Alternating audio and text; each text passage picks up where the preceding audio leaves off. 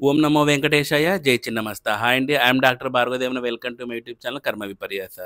మే 12, 2025 తారాదేవి యొక్క వామాచార బలి పూజ అనేది నీలాచల్ యాగశాల అనంతపురం జిల్లా నందు చేస్తున్నామండి.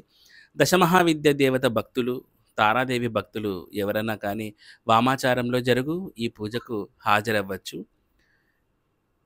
తారాదేవి యొక్క పూజ చేయడం వలన కలిగే ప్రయోజనాలు ఏ విధంగా ఉంటాయి అంటే, దశమహావిద్యలలో రెండవ దేవత అయిన తారాదేవిని కొలవడం ద్వారా జాతకంలో సంతాన సమస్యలు ఉన్నవాళ్ళు, ఇక విద్యార్థులలో అయితే గిన మందబుద్ధి, ఆటిజము ఇలాంటి వారికి కూడా తారాదేవి చేయడం ద్వారా చాలా మటుకు మనకు పాజిటివ్ రిజల్ట్ అనేది కనిపిస్తున్నాయండి.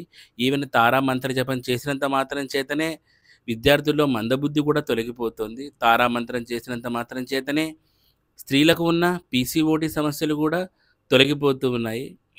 అంతేకాకుండా పెళ్లి కాని అమ్మాయిలు, ముఖ్యంగా భర్త స్థానం, కలత్ర స్థానం సరిగా లేని వాళ్ళు కూడా తారాదేవి యొక్క జపం మా చేయడం మాత్రం చేతనే వాళ్ళకు వివాహ సమస్యలు కూడా తొలగిపోతున్నాయి. అట్లాంటిది మనము తారాదేవి యొక్క వామాచార పూజలో పాల్గొన్నప్పుడు అత్యద్భుతమైన పాజిటివ్ ఎనర్జీ ఖచ్చితంగా మీ సొంతం అవుతుందండి. దీంతో పాటు పూజ తర్వాత మీరు జపాన్ని కంటిన్యూ చేశారనుకోండి, అత్యద్భుతమైన ఫలితాలు మీరు చూస్తారు. ఇంతే కాకుండా అనారోగ్య సమస్య పీడితులు, ముఖ్యంగా లివర్, కిడ్నీ సమస్యలు ఉన్నవాళ్ళు కూడా, ఇంత షుగర్ సమస్యలు, డయాబెటిక్ పేషెంట్స్ కూడా తారాదేవి ఆరాధన చేయడం ద్వారా, తారాదేవి యొక్క వామ పూజలో పాల్గొనడం ద్వారా అత్యద్భుతమైన ఫలితాలనేది మీరు చూస్తారండి. సో, మీరు ఒకవేళ తారాదేవి యొక్క వామాచార పూజలో పాల్గొనాలనుకునేవారు ఈ క్రింద ఉన్న నంబర్‌కు కాల్ చేయండి. తారాదేవి వామ పూజకు వచ్చేటప్పుడు ఏ విధమైన వస్తువులు తీసుకురావాలి, అమ్మవారికి ఏ విధమైన ద్రవ్యాలు సమర్పణ చేయాలి అనేది మీరు ఈ కింద ఉన్న నంబర్‌కు కాల్ చేయడం ద్వారా వాళ్ళు మీకు కూలంకషంగా వివరిస్తారు.